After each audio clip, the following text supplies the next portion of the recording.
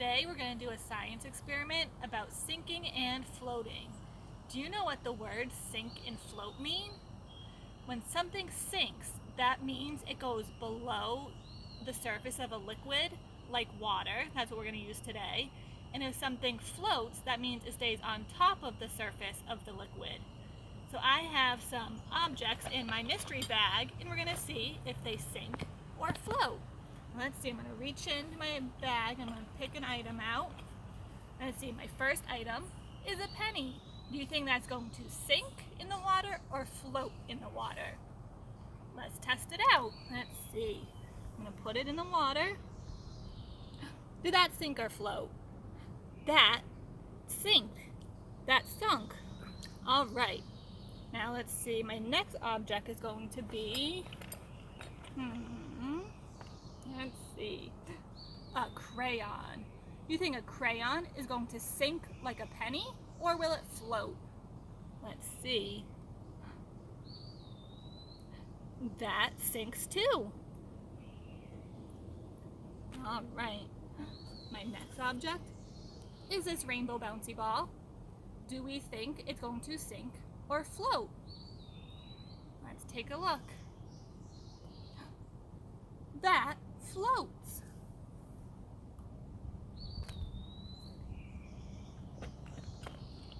Let's see, I have so many things in my bag. A block. What do we think this block's going to do? Do you think it's going to sink or float? Let's test it out. Oh, that floats.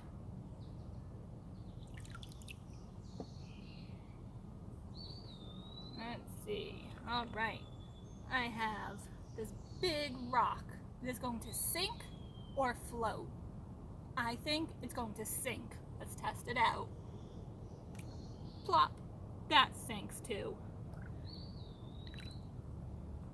A few more things in my bag. What about this stick? Do you think that's going to sink or float? Let's see. That floats.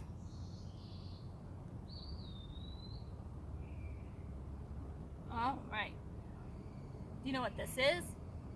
This is a hockey puck. Do you think that's going to sink or float? Oh, that sinks.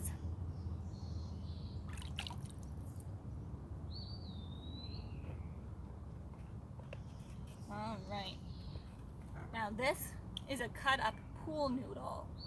So what do you think that's going to do if it goes in a pool? I think it's going to float. Should we test it out?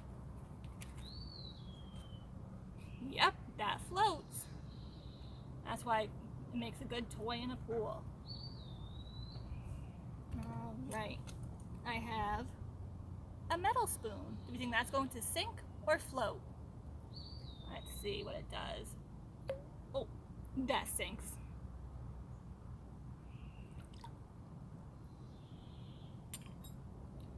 And now, I have a plastic spoon. Do you think it's also going to sink, or do you think it's going to do something different? Let's see. That's different. That's floating. That's interesting. The metal spoon sinks. The plastic spoon floats. Let's see a couple more things. A big marble.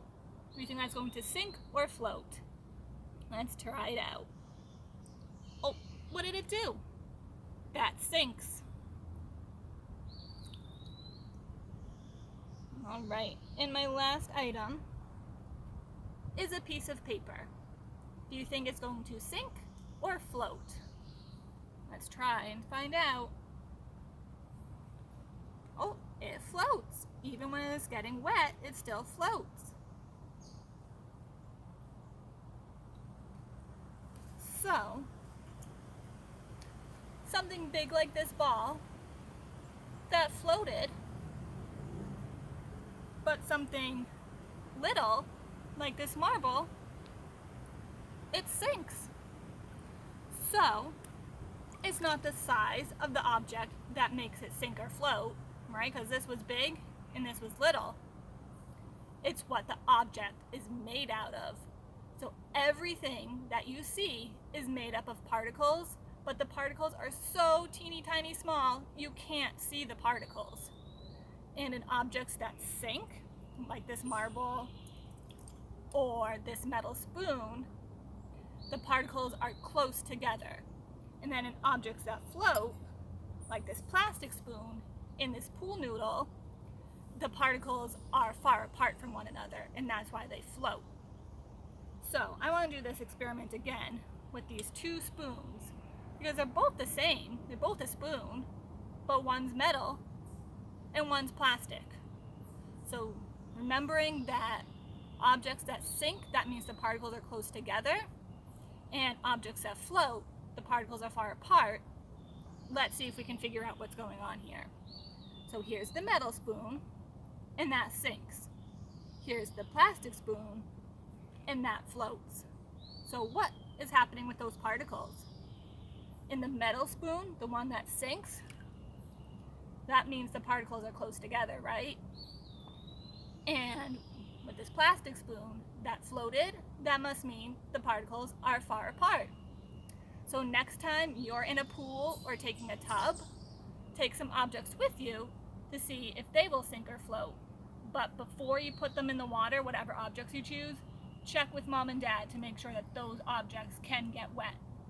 Alright, it's so hot out now, I think I'm going to take a little dip in my pool. Bye, friends!